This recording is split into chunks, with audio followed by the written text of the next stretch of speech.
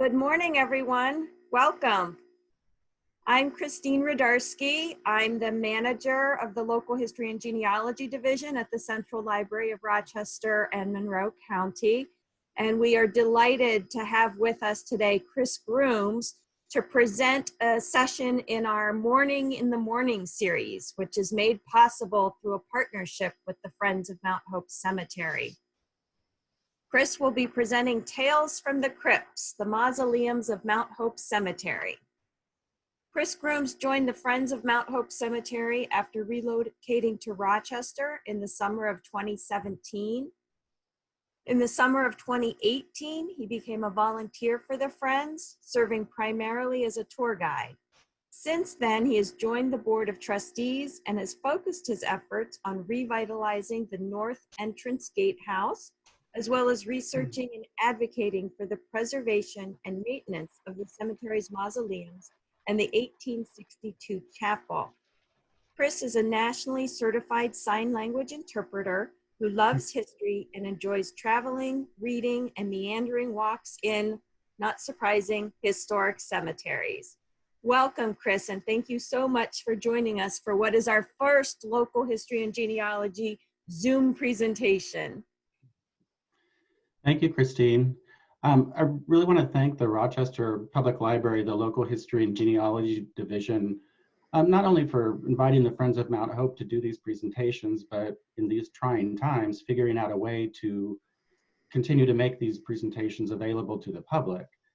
And not just the public in Rochester, but the public all over. I think that we have people joining us from various parts of the United States. So hopefully some of my friends in Europe will join too. Christine and Gabe have been essential in this whole process and working with us over the last week to get this set up. I also want to thank the Friends of Mount Hope Cemetery for their support and encouragement since I've been exploring with them, or since I've been volunteering with them. They've been very encouraging about doing research on various aspects of the cemetery and, of course, encouraging projects for restoration and making the cemetery the park-like atmosphere that it is for the citizens of Rochester and those that visit Rochester. When I began to volunteer with the cemetery in 2018, I expressed an interest in the mausoleums, and I was given a notebook that was created by Richard Reesum, who is the author of several of our tour guide books for the cemetery, and the late Frank Gillespie, who was an avid cemetery fan and photographer, official photographer for the cemetery for many years. They had put together this notebook of all the mausoleums in 2010, I believe, and at that time there were 82 mausoleums in the cemetery. And it's really that notebook that was the foundation for my research that I've done on the mausoleums in the cemetery. So what I'm going to do today is I'm actually going to very briefly take you back through some ancient history, and we're going to look at how mausoleums developed throughout history, and then how we got to where we are today with mausoleums being a part of our Victorian or rural park cemeteries. I'll give you a little bit of history of Mount Hope and why Mount Hope is such a culturally and historically significant cemetery for the city of Rochester. And then we'll go through some of the mausoleums in the cemetery. There are a total of 85 mausoleums in the cemetery, and in the interest of time, I'm only going to show you about 17 or 18. One of the things I want you to consider as we go through this presentation is why would individuals or why would families opt to build a mausoleum to spend eternity in after they pass away? It's a question that I've contemplated for many years. There are mausoleums in almost all cemeteries, except for some of the modern memorial park cemeteries. But just think about why somebody would want a cemetery or a mausoleum to memorialize themselves. So let's start out by going to ancient Egypt.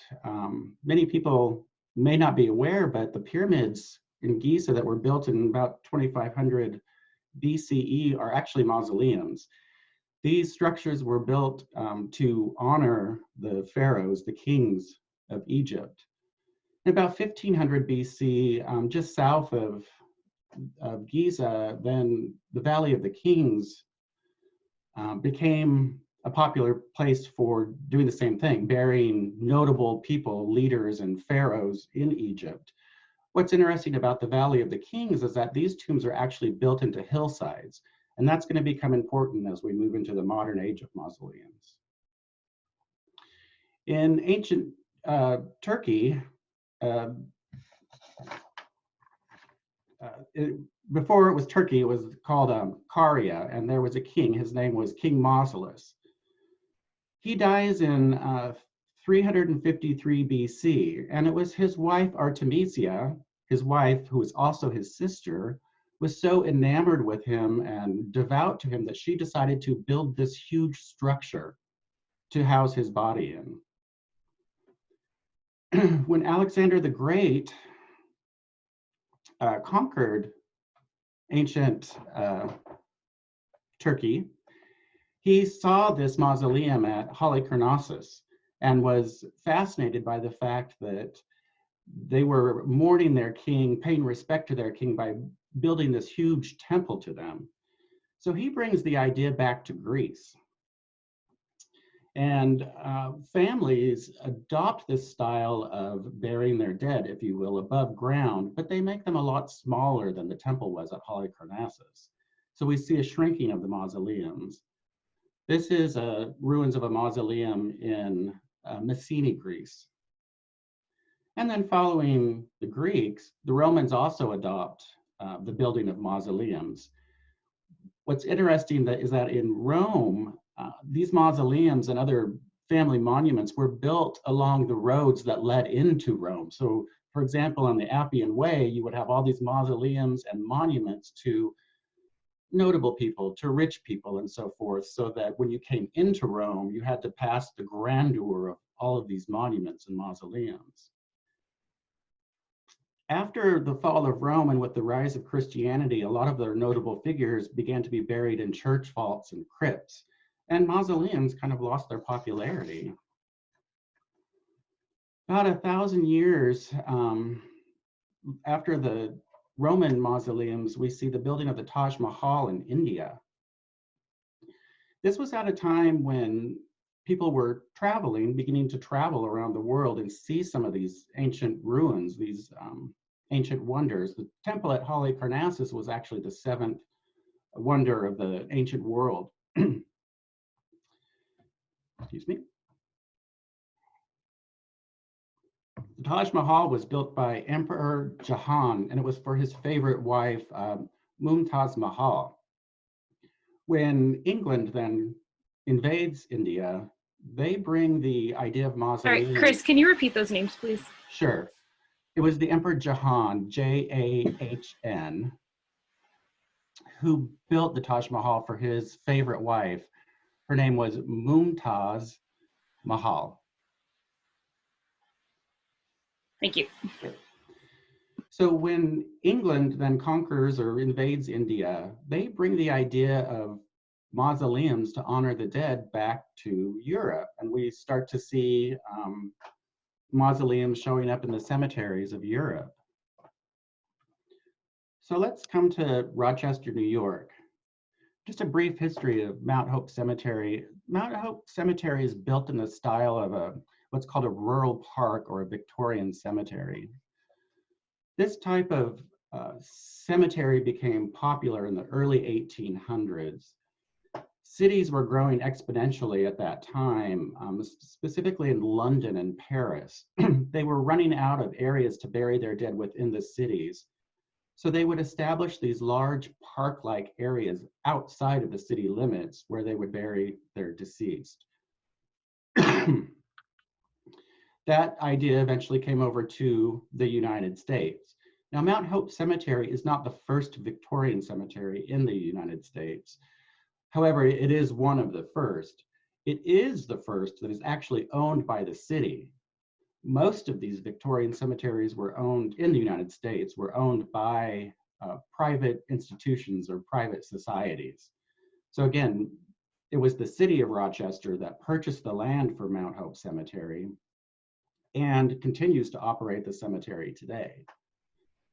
Since it's a city-owned cemetery, there has never been any type of discrimination within Mount Hope Cemetery.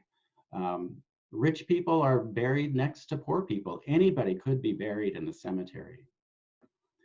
The cemetery was established in 1838 is when it was open. And again, it was open because our graveyards and churchyards within the city had gotten full. There was a lot of concern around contaminated groundwater and so forth. Mount Hope Cemetery is exactly 1.5 miles south of downtown Rochester. It consists now of 196 acres. It was a lot bigger previous to 1930. The city actually sold many acres of land to the University of Rochester to build the river campus of the University of Rochester. That campus sits between Mount Hope Cemetery and the Genesee River. And that comes into play a little bit later, but again, the city sold some of that land for the University of Rochester. Currently, there are about 350,000 interments in the cemetery, which is kind of an interesting aspect because the population within the city limits of Rochester is only about 215,000 people. So that means within the city of Rochester, we have more deceased people than we do have living people. Mount Hope Cemetery remains an active cemetery. There are about 100 burials per year. There are current plans to create and renovate some of our scattering gardens in the cemetery. So the city continues to work on the cemetery to make it a place where people can come and buy plots. I've seen some of the plans of the scatter grounds that are going to be created in the next couple of years, and they look absolutely wonderful and are very fitting to this type of Victorian or rural park cemetery. As I mentioned before, there are 85 mausoleums in the cemetery. And again, we don't have time to go through all of those, so I'll just highlight about 17 or 18 of them. If you look at the picture that's on this slide, this was the original entrance. We don't have a photograph of it because it's so long ago, 1838, but this was a wooden structure. And you can see with the pillar on the top, it really emulates that Egyptian style.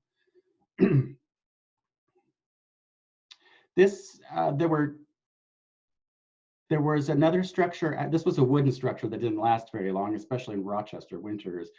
After this structure, another gate was built, and eventually that was replaced in 1872 by the gatehouse that sits at the north entrance now.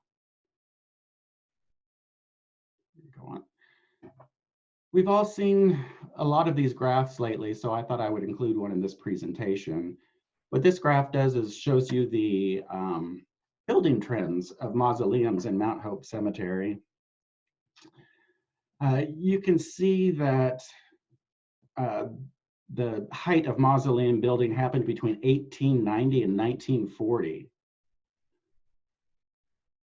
That time was basically Rochester's golden age. We had Eastman Kodak, we had Bausch and Lomb, all kinds of technology companies, nurseries that became a huge business in Rochester, clothing manufacturing and so forth. So you can see that in that 50-year period, 60 mausoleums were built. So about 2/3 of the mausoleums were built during that time. Before 1900, there were only 17 mausoleums in the cemetery. And then from 1900 to 2000, during that 100 years, 63 mausoleums were built. And then if you think about the 21st century that we're in now, since 2000, there have only been 4 mausoleums that have been built in the last 20 years. But if you look at the far right-hand side of this graph, you can see that there's actually an uptick in the building of mausoleums. So are mausoleums becoming popular again? That's a good question to contemplate. So let's get into the first mausoleum that I want to show you. Chris, before that, could we switch interpreters, please? Sure, I'll hold on. Let me know when you're ready. Ready.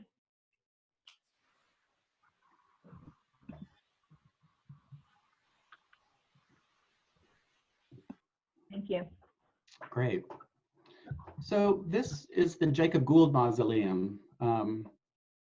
This is the first mausoleum that is built in the cemetery. This is what we call a hillside mausoleum. It's built into the side of the hill, as you can see. And this is very reminiscent of the Valley of the Kings that I showed you a picture of in the beginning. Hillside mausoleums were very popular in the beginning of Victorian cemeteries. Mount Hope Cemetery actually has 6 of these hillside mausoleums. And I'll show you a couple of them in this presentation.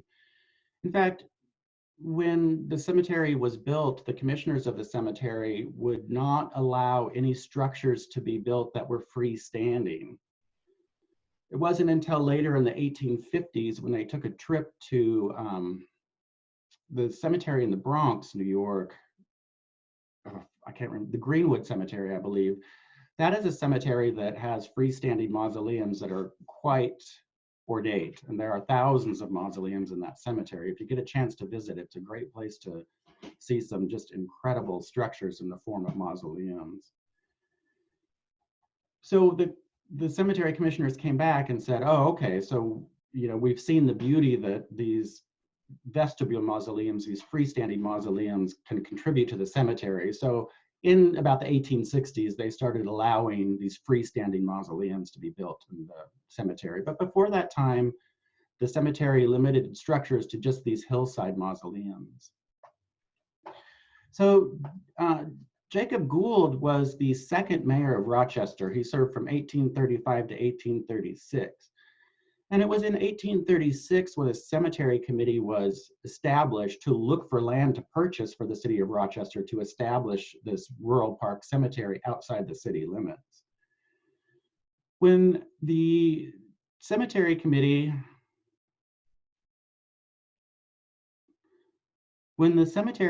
came to the city council with their proposed idea to buy this 50-acre plot of land outside of the city, Jakob Gould was adamantly against it. In fact, he's quoted as saying, "It's all uphill and down dale, and with a goalie at the entrance at that.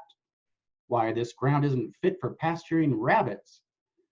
So the committee basically replied, well, sir, we're not planning to pasture rabbits. And then the city council adopted the proposal to buy this first 50 acres of land. He was so adamantly opposed to it, but then 4 years after the cemetery was open, he buys one of the most prominent pieces of property in the cemetery. If you stand at the north entrance to the cemetery and look directly west, this is what you see. It's the first thing that you see when you come into the cemetery. And it especially was at the time. And remember, the entrance gate was in that Egyptian style. You can see this mausoleum is built in the Egyptian style also, with the obelisk sitting on the top and the orb with the wings on it that is over the door.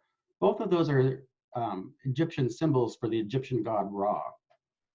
So when you stood in the entrance, that was the Egyptian style entrance, you immediately saw in front of you the Gould Mausoleum, which was also Egyptian.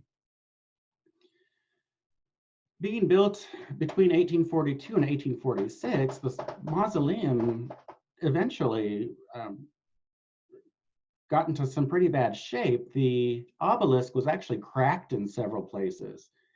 In 2007, the Friends of Mount Hope Cemetery, in conjunction with the city of Rochester, took on a massive renovation project for this north entrance area of the cemetery.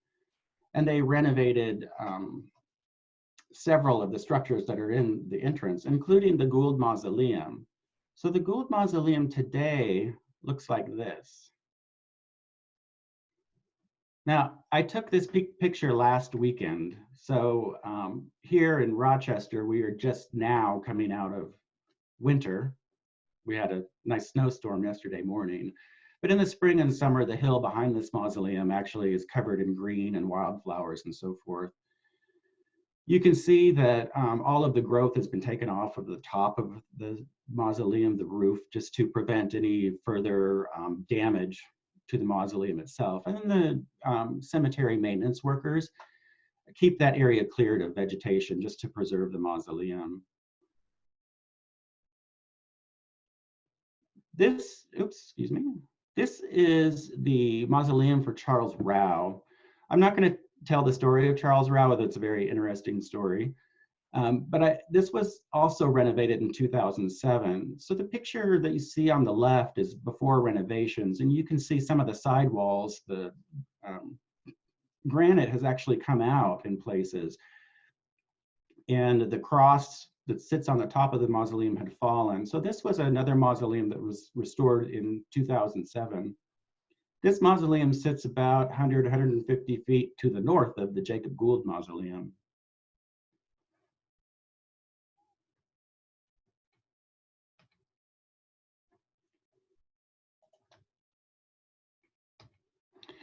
So now I want to move on to the Pitkin Mausoleum. This mausoleum was built in 1868. And a lot of people see this structure and they think that this is the largest mausoleum in the cemetery, but it's not. That distinction belongs to one of the other mausoleums that I'll show you a little bit later in the presentation. The Pitkin family were in the business of architectural marble, granite, and other stone, and they supplied the stone building materials to some of the most premier architectural projects in Rochester. This mausoleum, I know that it looks big, but it only holds 9 members of the Pitkin family. One of those members of the family is Josephine Pitkin, and she was married to a man named Frederick Heister. He was a stone cutter and worked for the Trott Brothers Monument Company, whose shop was just across the street from the cemetery. In 1903, Frederick told his wife Josephine that she would be better off without him. So he crossed the street and came over to Mount Hope Cemetery and walked around the cemetery for hours looking for a suitable place to basically end his life. But after hours of wandering around, he could not find a place in the cemetery that he thought was suitable for ending his life. So he went back to his shop across the street and went upstairs and committed suicide with a revolver. At that time, remember this is 1903, premeditated suicide was considered very disgraceful. So the Pitkin family would not allow him to be interred in the mausoleum. Instead, he's buried outside just to the right, about right here. Frederick Heister has no memorial. The only memorial to him in the cemetery is his signature on a bas relief sculpture that's about 9 feet tall of the weary pilgrim that sits in the south part of the cemetery. The Pitkin Mausoleum that you see here, I said was built in 1868, but I'm wrong. This actually is a renovation of the original mausoleum that was here. The original mausoleum looks like this, or looked like this. It was built in the high Victorian Gothic style. And thank goodness that we have a couple of stereoscope pictures of the mausoleum so we can see what its original facade looked like. We don't know when exactly the Pitkins remodeled or renovated their mausoleum, but we think it was sometime after 1876. In 1876, the country experiences their centennial, and American architecture becomes popular, and a lot of cities start emulating what the architecture that we see, the Federalist style of architecture that we see in the nation's capital, Washington, D.C. So we think that the Pitkins wanted to bring their mausoleum up to date, if you will, and build it in that Federalist style. If you go back, you can see how it's kind of reminiscent of some of those buildings that you can see in Washington, D.C. The wreath at the top that is draped is a laurel wreath. This is usually a symbol of power or eternity, immortality. It's a very often motif that you see in these Victorian cemeteries. You also see behind the wreath is an upside down wreath with its flame still burning. An upside down torch is a symbol of a life lost, a life extinguished. However, when the torch retains its flame that you can see here, it's a symbol that the soul is still burning. And again, it's a very popular motif that you see in these Victorian cemeteries. Again, here's the original Pitkin. I find it a little bit perplexing why they would want to cover up such a beautiful structure. The only thing that remains of the original structure are the side walls. So moving on, this is, I just showed you the 3 of the hillside mausoleums, and now I want to move on to what we call vestibule mausoleums, and these are freestanding mausoleums. This is the mausoleum to Alfred Ely. You can see that this is a miniature version of a Greek temple.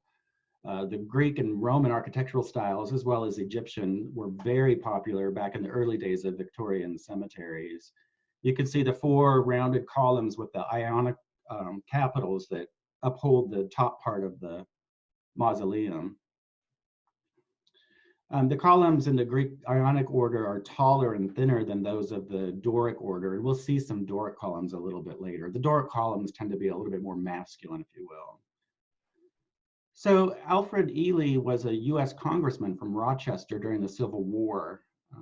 And in 1861, at the very beginning of the war, he decided to pack a picnic lunch with some of his friends and take his carriage out from Washington, D.C. to witness, well, basically what he considered to be a frolic that would end in retreat for the Confederate Army. This ended up being the Battle of Bull Run. And as we know, the Confederates won a resounding victory over the Union in that battle. Congressman Ely was actually captured by the Confederate Army and ended up spending about 6 months in a prison in Richmond, Virginia. He wasn't treated very well either. There are stories of him being put in a cage and being carted through the city of Richmond with crowds jeering him along the way. He was 6 months after he was captured, the Union was able to negotiate his release, so he did come back to the Union. Moving on. This is the Bevier Mausoleum, which was built in 1896. You can see the pillars on the side of the mausoleum are more in a Romanesque style. And it's a pretty plain mausoleum, except for the decorations that are carved into the stone. And that's what really makes the mausoleum stand out. On the doors are, again, the upside down torch with the flame still burning, which means that the soul continues to live. So Susan Bevier grew up in Rochester, but she married Henry, who was from Binghamton, New York. He was a big brewer down there in southern New York, and they both moved to New York City, where she spent the rest of her life. However, she had family and friends here in Rochester, so she would come to Rochester every summer and spend her summers here. She was an avid art collector and donated a lot of money to the Rochester Athenaeum and Mechanic Institute, which would later become the Rochester Institute of Technology, RIT, as we know it today. She contributed to their Department of Fine Arts. And like I said, she was an avid art collector herself. When she dies in 1903, she leaves the majority of her estate to RIT, and specifically to build a fine arts building on the campus. This was the old campus of RIT. And so one of Rochester's famous architects and artists, Claude Bragdon, designed the Bevier Memorial Building that sat on the old campus of RIT. This is in downtown Rochester. And it was built in 1910. It's interesting because the Bevier Memorial Building is actually built on the site of Nathaniel Rochester's house. And Nathaniel Rochester was the founder of Rochester. After the RIT campus moved to south of Rochester down in Henrietta, where it's located now, the building was empty. And the city of Rochester wasn't sure what they wanted to do with it, but the citizens, they were thinking of demolishing it actually, but the citizens of Rochester got together and decided to have the building designated a landmark site, which they did. It wasn't until 2015 when a builder actually came in and decided to renovate the building and turn it into condominiums. So now there are, I believe, 15 condominiums in the Bevier Memorial Building. When the new campus of RIT was built, the art gallery then was named after Susan Bevier. All of the mausoleums that I've shown you so far are in the north section of the cemetery, the north entrance. The Cook Mausoleum also is in that same section of the cemetery, but we'll move to other parts of the cemetery after the Cook Mausoleum. I wanted to show you this mausoleum. It's kind of hard to take a picture of because the trees in front of it are so mature and overgrown that it's hard to see the mausoleum as a whole. Again, this is a Romanesque style, and you can tell that by the archway. This was a very popular style in Roman architecture.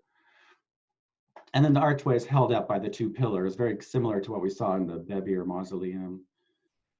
If you take one of these archways and you rotate it 360 degrees, you create a dome, which you get on the top. So this is one of the most Romanesque style mausoleums that we have in the cemetery. Now, Frederick Cook operated Cook's Opera House here on South Avenue in downtown Rochester. It wasn't an opera house, it was a movie theater. And it was the last movie theater in the city of Rochester to actually show silent films. In 1973, Cook's Opera House was destroyed by fire, and subsequently the Rochester Convention Center was built on the site where it used to be. Frederick Cook was a major investor in George Pullman's invention of the railroad sleeping car, and that's how he basically made his fortune. He also eventually became a commissioner of Mount Hope Cemetery. So moving on, we're going to go to the south section of the cemetery where we see the Stein Mausoleum. Nathan Stein built this mausoleum for his family in 1902. This is the largest mausoleum in Mount Hope Cemetery. This mausoleum actually holds 20 people. On each side of the mausoleum, there are 5 tiered vaults. Each of those vaults holds 2 caskets. So that's a total of 20 people that can be put in this mausoleum. And this is a good example of what we call a double wide mausoleum, because you could put 2 coffins side by side in the same vault. This structure is just the epitome of Greek Revival architecture. And you can see this is the Doric order of columns. They're much more masculine than what we saw in the Ely Mausoleum. If you look closely at these columns, you can see that they're tapered. The Greek builders noticed that if they built straight columns, they didn't look like they were straight when they were on the buildings. They looked like they were crooked. And so they made these made columns that grew in the middle to make them look more straight, which was an interesting feature that I hadn't never even thought of about Greek architecture. So Nathan Stein was the founder of Stein Block Clothing, which is their motto was smart clothes for men. They made a lot of men's suits. This became very popular clothier here in the United States and was actually the first clothing manufacturer to sell men's clothing in England. So like I said, this mausoleum holds 20 people. However, it's not even half full. One of the theories, and this is not all of the mausoleums in the cemetery are full, but once families build these mausoleums, this is in 1902. So this is a time when people were migrating to different places. So families maybe no longer stayed in the same city for their entire lives or through generations. People started moving to other parts. And so there wasn't enough of the Stein family to inter in the mausoleum. So it's over half empty.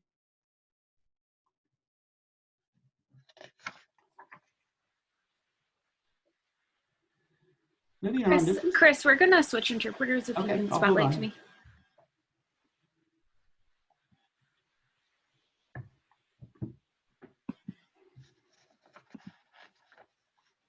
Okay, go ahead. This is, well, all of the mausoleums in Mount Hope Cemetery are unique, except for two, and I'll show you those later. But this is one of the most unique of all of the mausoleums because of the incorporation of various architectural styles. This is the mausoleum of Edgar Curtis. And you can see that it has cantilevered wall, it has cantilevered walls, so it looks like it is Egyptian in style, the main structure, but then it has these Greek and Roman pillars on the sides. And if you look, it's got the Roman arch. And if you look closely at the capitals on the columns and the decoration within the arch, these are more Byzantine style. So you've got several different styles of architecture in this mausoleum. Now the door on this mausoleum has been sealed and I can't find a lot of information about it, but I'm wondering if, just like the Stein Mausoleum, this might be a double wide mausoleum just because the sides of it are quite wide. So Edgar and his brother Simeon were actually farmers in one of the suburbs of Rochester called Webster. They were farmers, but they actually had a grocery store here in the city of Rochester. And in the late 1860s, they decided to form a canning business called the Curtis Brothers Company. What was happening is that they weren't able to sell all the produce in their store before it spoiled. So they established this canning business to preserve the fruits and vegetables that they could not sell. The business eventually became the largest canning operation in the entire United States. Edgar's brother Simeon also has a mausoleum in the cemetery, and it sits just down the street from the Edgar Curtis Mausoleum.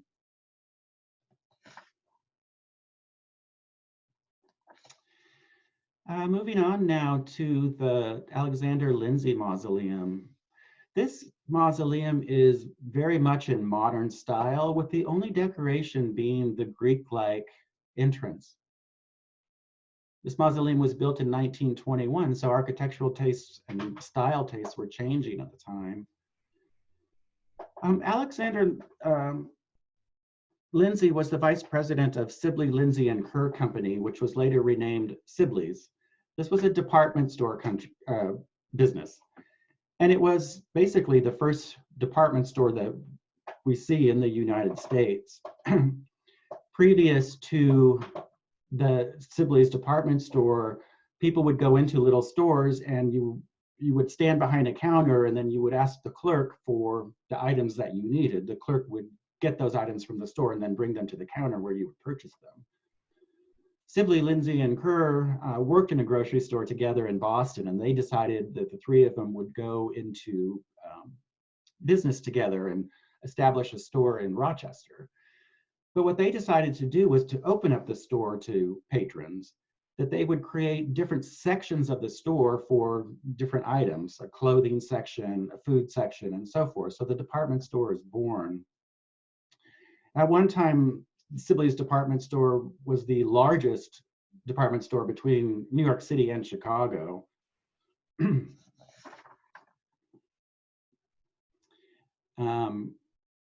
I wanted to show this mausoleum because obviously they made a fortune and Lindsay was able to build this mausoleum for himself, but this becomes important when we look at the next couple of mausoleums. This company was very successful in Rochester. This is an area in the cemetery that we call Mausoleum Glenn, and it's a really lovely area on the side of the hill that's tucked away. And it's dominated by these 5 mausoleums, as you can see.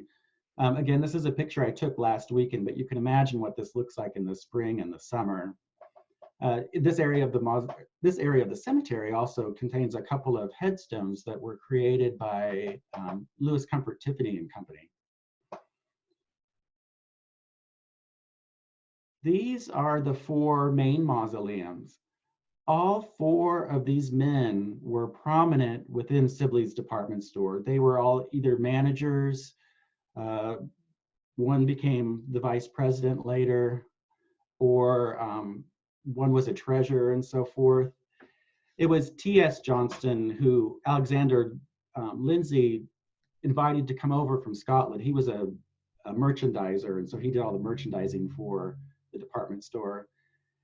His son has the mausoleum next to him, and he went through the apprenticeship at the department store and then became a manager and treasurer.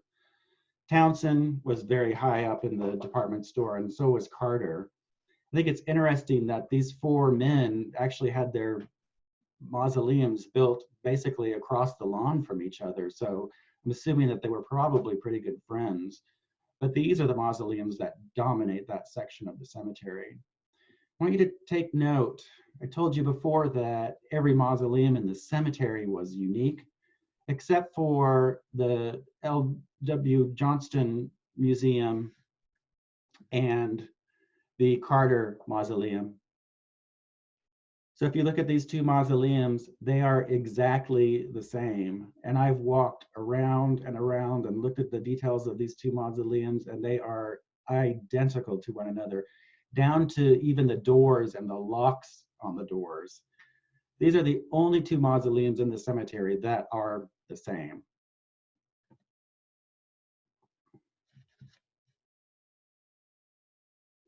All right. This is the Stuber Mausoleum. And again, it's built in the Greek architectural style.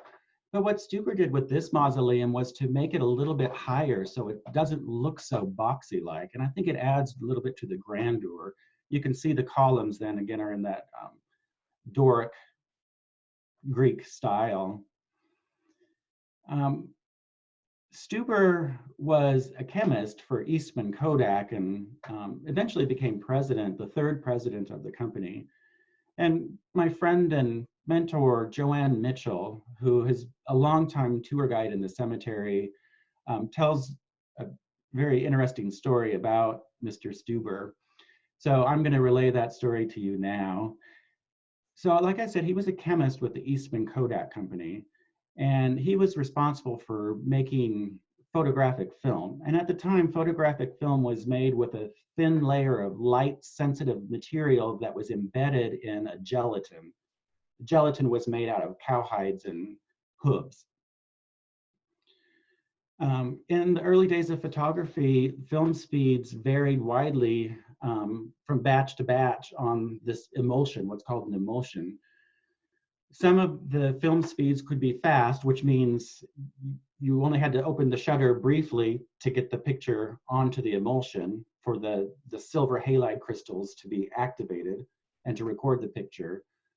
Or you had slow shutter speeds, which you'd have to leave the shutter open for quite some time for the light to actually reach the silver halide crystals within the emulsion and record the picture.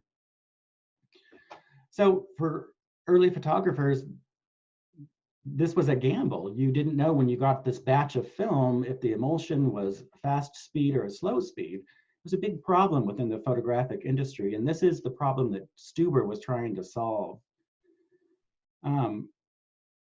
So he was working one day and he was getting very frustrated by his inability to figure out what was going on. And it came afternoon and he just got so fed up that he actually peed in the vat of emulsion that he was making. Storms out of the factory and goes out to dinner. He goes out to dinner and he has corned beef and cabbage and has a nice conversation with his wife. Comes back to work after dinner and continues to work on the emulsion. And I just made a mistake. That's why it's always better when Joanne says this. It was when he came back to work after having his corned beef and cabbage dinner that he became so frustrated and peed in his vat of emulsion. So he storms out late at night, comes home, goes to bed, gets up in the morning and decides to go back to work. And here's that vat of emulsion that he had peed in. So he says, well, I'm going to test it anyway. And see what happens. So it turns out that it was one of the best batches of emulsion that he had made. It was very fast shutter speed. So he went to work on trying to figure out what it was that was in the emulsion. And he remembered that the night before he had actually peed in the vat. So considering what might have been in his urine, he was eventually able to figure out that it was the cabbage that he had eaten for dinner. Cabbage turns out to have a lot of sulfur in it, and it was the sulfur that activated the silver highlight crystals in the emulsion that would record the pictures. So any of the emulsion that had the right amount of sulfur in it would be a fast speed film.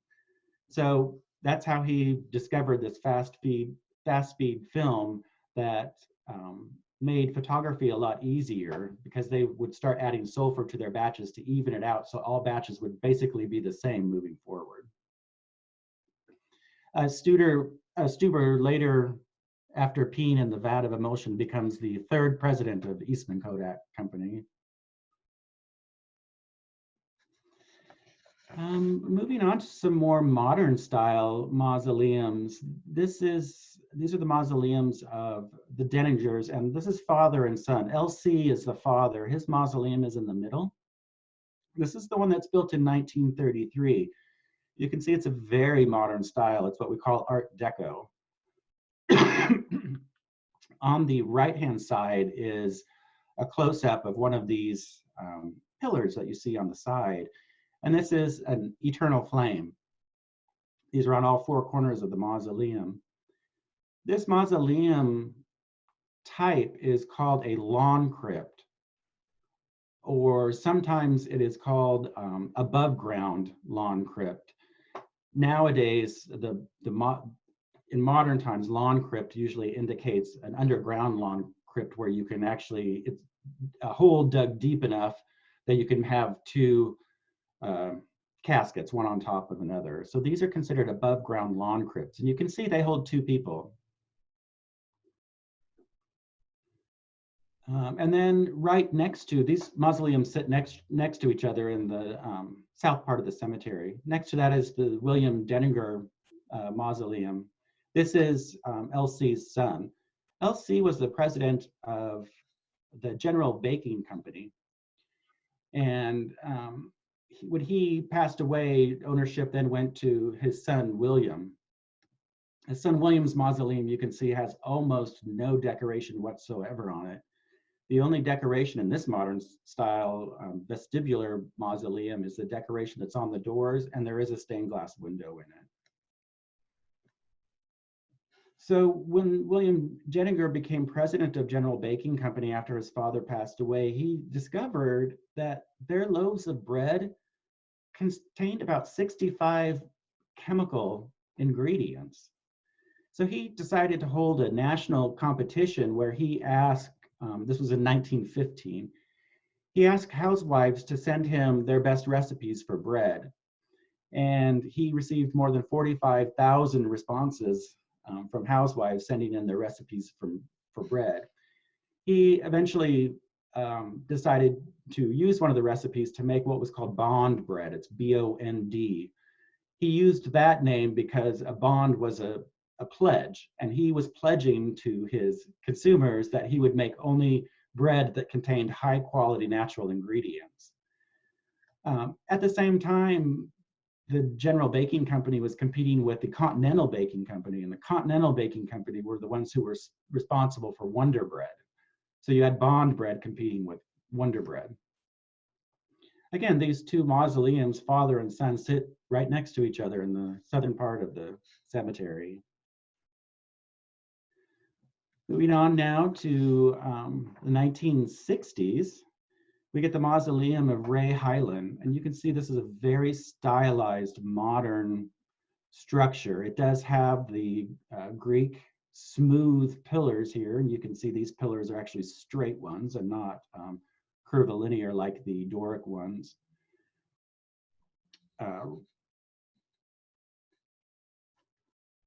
Excuse me, let me go back a bit. Rhea Hyland was an avid aviation pioneer. He actually flew his first airplane at the age of 18. And for many years, he operated an air freight service, and it was one of the first ones in the United States. He also operated a flying school. He eventually sold the land where his airport was and his business was, and he sold that land, and the developers who bought it built Marketplace Mall, which is just south of Rochester in Henrietta. In front of the mall is Highland Drive, and that road is obviously named after Rhea Hyland. And I think what's interesting about this mausoleum is, like I said, he was this avid aviator, and so he has these airplanes of the times. Remember, this is in the 1960s, that are carved into the granite face of the mausoleum.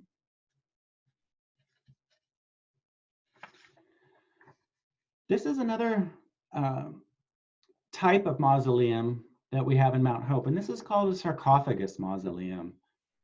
You can see it's basically, this one specifically is just a square box in which you could fit 2 caskets, and then a lid is put on. Again, this is a very modern, stylized mausoleum. And this is the Botsford Orcutt Mausoleum. The only decoration on this mausoleum is these sides here, where you get these S-shaped decorations, and then the carving of the cross in the middle of the names. So Enid Botsford Orcutt actually grew up in Rochester, and she was a ballet dancer. She studied ballet with Anna Pavlova in New York City. She came back to Rochester in 1922, and with the support of George Eastman, she actually brought ballet to the recently opened Eastman Theater, downtown Rochester. She went on to form the Enid Knapp Botsford School of Dance and launched a career basically teaching and staging ballets in Rochester. Her career in that ballet and dance school lasted for 60 years. She was able to bring many famous ballet dancers, including Mikhail Baryshnikov, to Rochester to not only teach her students, but to perform in the ballets that she staged at the Eastman Theater.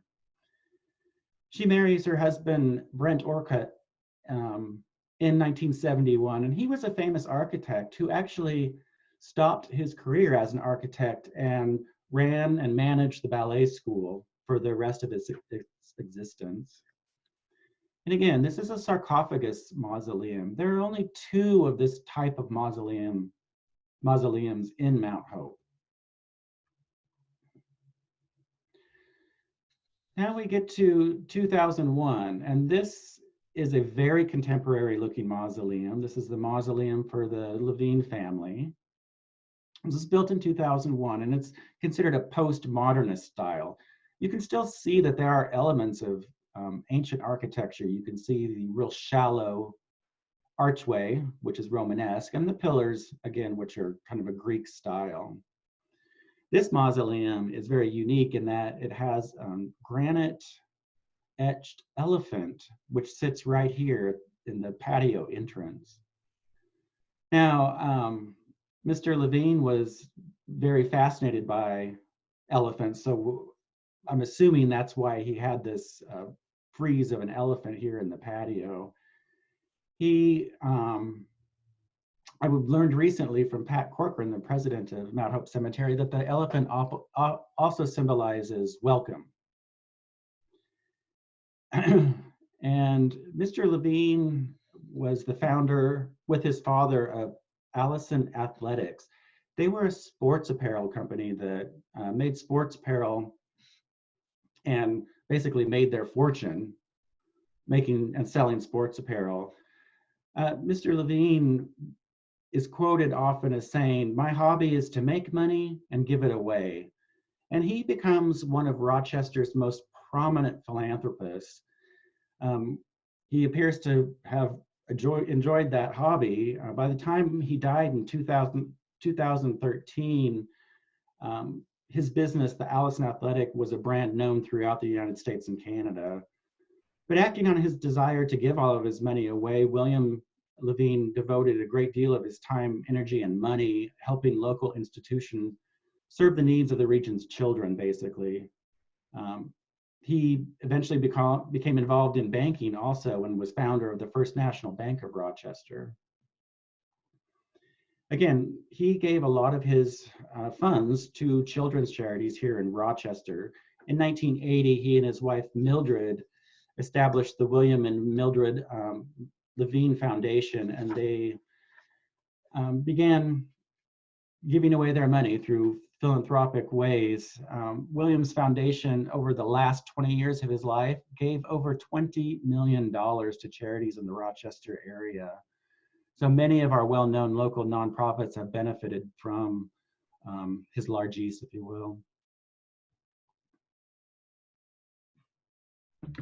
And finally, we get to the most recent mausoleum that was built in the cemetery. Chris, can we switch interpreters, please? Sure, we're going to switch interpreters. I'll wait.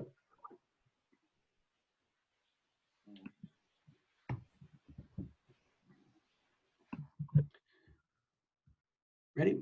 This mausoleum was built by Clifford Davy, and it was built, well, in 2 weeks. Instead of Kim, thank you. You ready, Sage? Yeah, I'm ready. This mausoleum was built almost a year ago. In fact, about 2 weeks will be its 1-year anniversary in the cemetery. It was built by Clifford Davy. Chris, I'm sorry. Can you spotlight Sage instead of Kim? It's still on sure. in the spotlight. Thank you. I can't spotlight you. Oh. Christine, can you?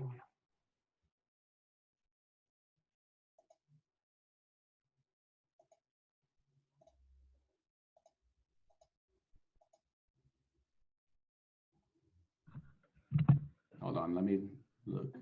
I'm having trouble finding Sage.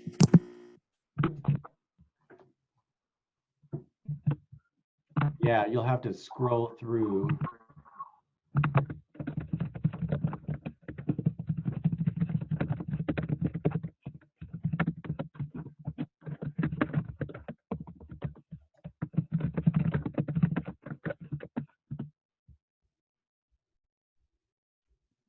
Oh, here we go.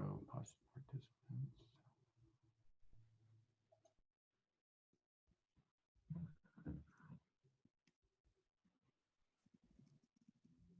How are we doing? Did you find her? Sorry, I'm not finding her. Hang on. It seems it's still spotlighted on me. Yeah, I can't find Sage to change the spotlight. Let me see if I, oh. Can I spotlight? No. Are you seeing her? I see her, but I don't have the option to spotlight.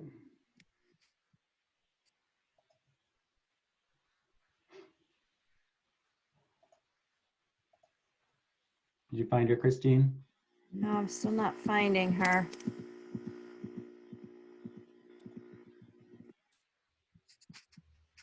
Oh, it looks like our participants can see her.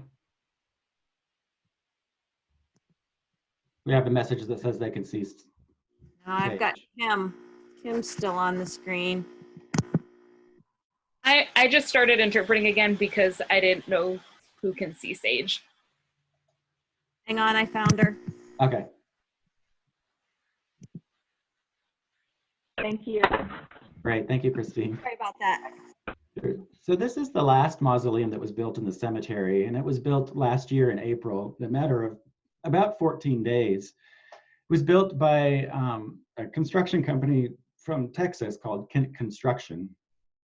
And it was great to see. Many of us who are cemetery aficionados went every day to watch the construction of this mausoleum. And the guys who worked for the construction company were great. They would love to tell us what they were doing. They travel around the country building mausoleums for a living. So they were great people to just have chats with, and they would walk us through the whole process of building this mausoleum. You can see, just like Jakob Gould's mausoleum, who was the first mausoleum in Mount Hope, this last mausoleum is also in the Egyptian style. It's built in this pyramid, and if you'll notice, it has this glass top. This mausoleum is built out of rainbow granite, And this is some of the oldest rock that you can find in the United States. It's about 3.5 billion years old, and it's quarried in a very specific place in Minnesota. Clifford Davie basically made his fortune in the 1970s and 1980s as a middleman. He was a plumber and electrician by trade, and in the early 70s, he had this grand idea that he would buy bulk from manufacturers. He'd buy bulk plumbing and electrical equipment, and then he would take that bulk equipment and sell it to individual tradesmen. Since he was able to buy it bulk, he got a huge discount, and he would pass some of that discount on to the tradesmen that he was selling this equipment to, keeping a large portion of the discount that he had got from the manufacturers. So he made his millions. And this mausoleum cost almost $1 million to build last year. Again, we were fortunate enough to watch the whole construction. So I have some pictures that I want to just show of the process, the construction process. When they began this mausoleum, they first built the inside of it, the vaults where the burial vaults would be. So they built this structure inside. This mausoleum holds 8 vaults, and you can see that the bottom vaults right here are again that double wide vault. For some reason, Mr. Davie had the back of these vaults equipped with a door. And you can see also these steel beams, which the granite will be laid on. You can see that there's a lot of space actually in the back of this mausoleum behind the vaults. So we're not sure why Mr. Davie had these doors installed in these bottom vaults. Maybe he is following the Egyptian pharaohs, and he's going to put all of his money in here after he dies and gets sealed up in a vault. We're just not quite sure. One of the construction workers, Alan Kent, said that you could actually walk in this area once the mausoleum was finished, and he could actually stand up back here. So there's quite a big space. Again, you can see the steel structure that goes up to support the granite that is eventually laid on top of that steel structure. This is the interior with the burial vaults here. Here's the bottom vault. And here is the opening where the glass top was placed. When the mausoleum was finished, this is what the interior looks like. There's this stained glass window that's illuminated by that glass pyramid that sits on the top of the pyramid. There's only one stained glass window, but you can see how highly polished the granite is on the vaults by the way it reflects the window. So this is the top vault, the middle, and the lower vaults with the capacity for 2. Unfortunately, when you close the doors to this mausoleum, the glass on the doors is tinted very dark, and you cannot see inside of the mausoleum. So we were very lucky to be able to take this picture before the doors were actually closed and locked, because you cannot see the interior like this. Speaking of stained glass, I wanted to just touch on some of the glass before we end that is in Mount Hope Cemetery. This is the Dunn Mausoleum that was, we don't know if it was actually built in 1898. The plot was purchased in 98, but cemetery records are very vague on who the builders were of these mausoleums, and in some cases exactly when the mausoleums were built, although they do indicate when the plots were purchased. In 1915, the Dunn family commissioned Louis Comfort Tiffany to create the window that you see on your right to put in the mausoleum. That window stayed in the mausoleum until 1993, when the family was concerned about vandalism, and they had the window removed and donated to the Memorial Art Gallery here in Rochester. So it's now part of the permanent collection at the MAG. Some of the other windows that are very well preserved, these are the Crittenden brothers, who were grocers and meat packers. They have three mausoleums that are very similar that sit right next to each other down close to the cemetery offices at the south entrance. Their windows are very preserved because they have protective bars on the outside of them. But these are the three windows that are in those mausoleums. I put this picture in because this is my favorite stained glass that we have in the cemetery. This is from the Merritt Mausoleum that was built in 1935. You can see the Merritt family when they decided to have their stained glass window done. And we don't know who did the window, but they decided to have it done in the old Gothic tradition of stained glass by actually painting the glass and having it fired. It's a very intricate and well-preserved window. In the early 1900s, there was this concept of mausoleums being community mausoleums. Cemeteries started building mausoleums that would hold hundreds and hundreds of people in various vaults. The same thing happened here at Mount Hope Cemetery. I found these blueprints in the gatehouse, and these are, I believe they're from around 1912, from an architect who was in Troy, New York. There were other drawings of other mausoleums that were dated 1912, so I'm assuming this is plans for 1912. This mausoleum is huge. This holds thousands. The plans were to hold thousands of vaults for burials.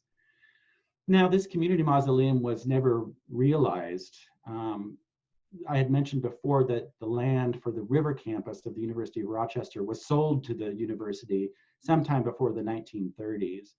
We suspect that plans to build a community mausoleum would have placed that community mausoleum on the grounds that are now the University of Rochester.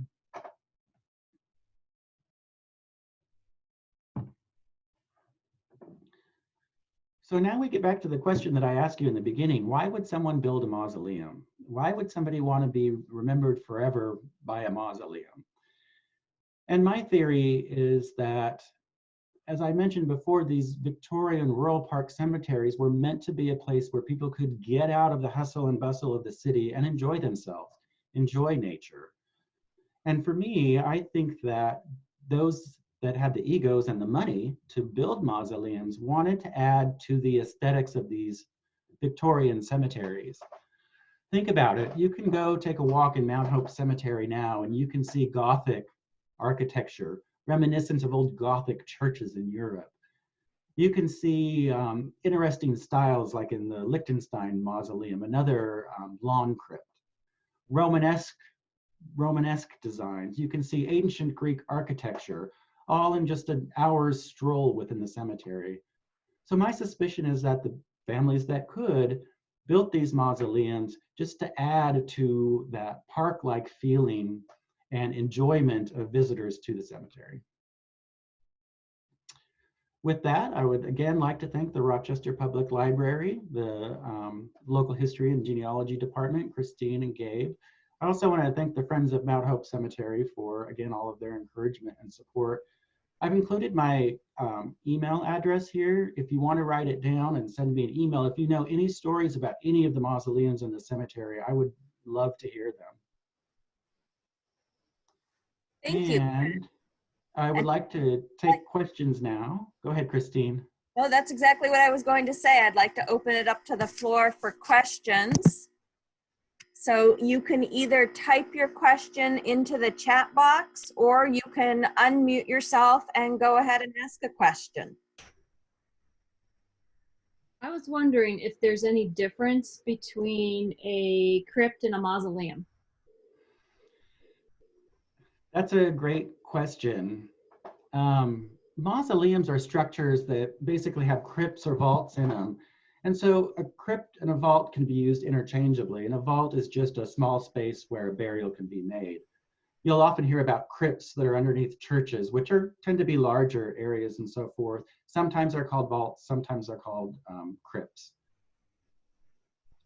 But I haven't been able to find a real distinction between vaults and crypts, but a mausoleum would contain the vaults or crypts. George, the George Eastman, I was like, George Eastman is here. No, the George Eastman Museum is asking, sometimes mausoleums have markers outside of the structure. Are these also associated with the families as well? And yes, these plots, Victorian cemeteries were the first time when a family could actually buy a plot of land where they all could be buried together. So sometimes in mausoleums, you'll see markers outside of the mausoleums that are also part of that family. The Stoll Mausoleum is a really good example of that. Calvin Stoll had his mausoleum built for he and his wife and his children and so forth. But outside of the Stoll Mausoleum are his parents, as well as M. Louise Stoll, who was a prominent artist at the turn of the century in Rochester. So their markers sit outside of that mausoleum.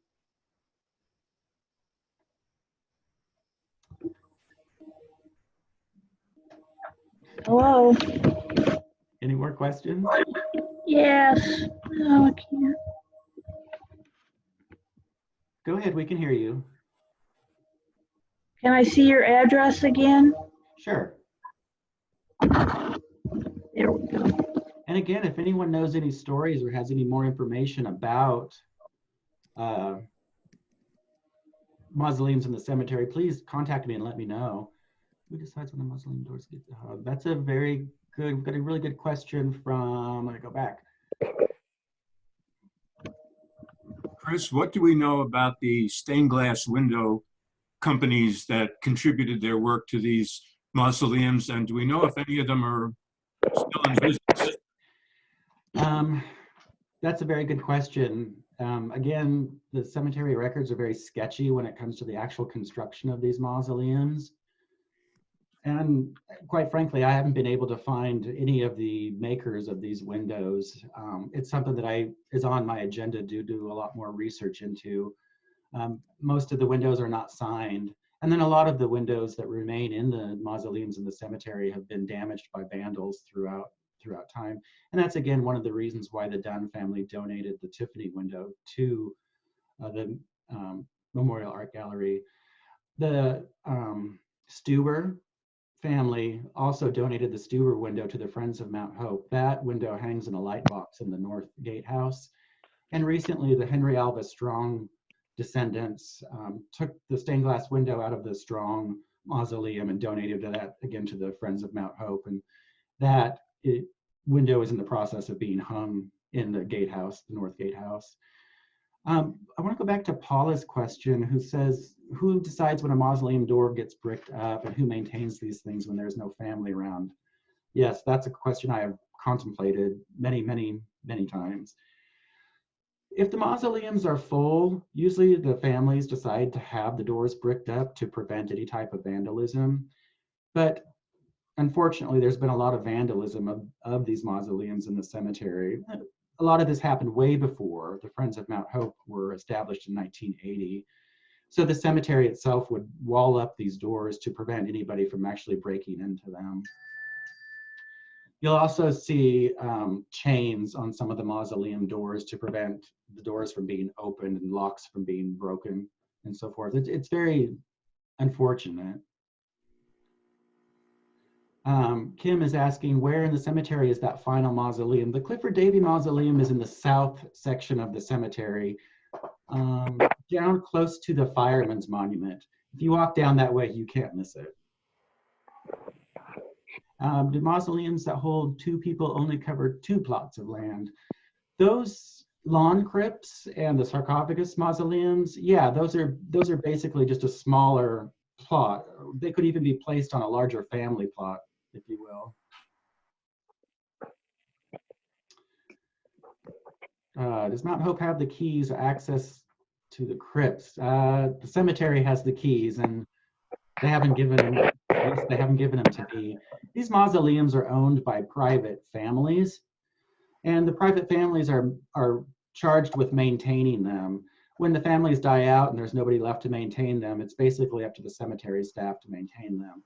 Cemetery staff is very small, so they don't have a lot of resources to spend on renovating and maintaining these mausoleums. So the volunteers with the Friends of Mount Hope do what they can to make sure that these mausoleums are kept up.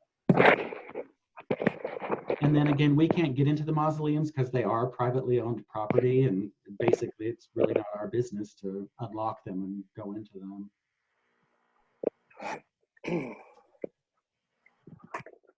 Chris, there's a question about tours of the mausoleums. I think you had information on that on your next slide. Yeah.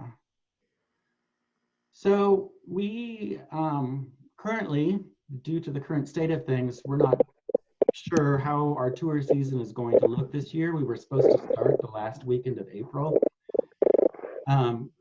That's obviously not going to happen. We're not sure when we're going to start our tours. I have a tour of the North Section Mausoleum scheduled for May 30th. Again, we're not sure if that's going to happen, but I'm hoping by the time I get to my tour on August 22nd of the South Section Mausoleums that we'll all be able to gather again. So just keep an eye out on the Friends of Mount Hope website to see when we're going to be open for tours again. If you also have liked us on Facebook, that information will go out on Facebook and through our email contact list. And there's a question about the building that is near the entrance, near the fountain, Gothic looking building, wondering if it's a mausoleum or not, and whether it's a tower or a chimney. Yes, the Gothic building that you see that sits alongside the Jakob Gould Mausoleum is actually a chapel. It was the first chapel that was built in 1862 in the cemetery. And it basically functioned as a funerary chapel. In 1912, the right-hand side that is a crematorium was added onto it. And that was the crematorium in the cemetery. For the next 50 years. It was finally shut down in 1974 when the new crematorium at the south entrance of the cemetery was open. So that chimney that you see is the chimney for the crematorium that was built onto that chapel. And we have someone asking if they can see the slide of the inside of the Davy Mausoleum again. Sure. You want to, is this one?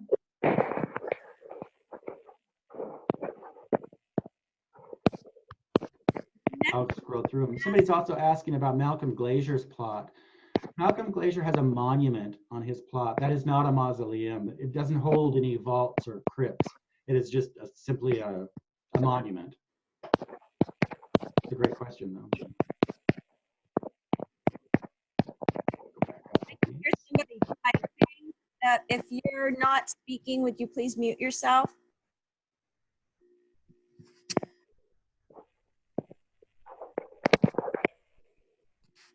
Any more questions?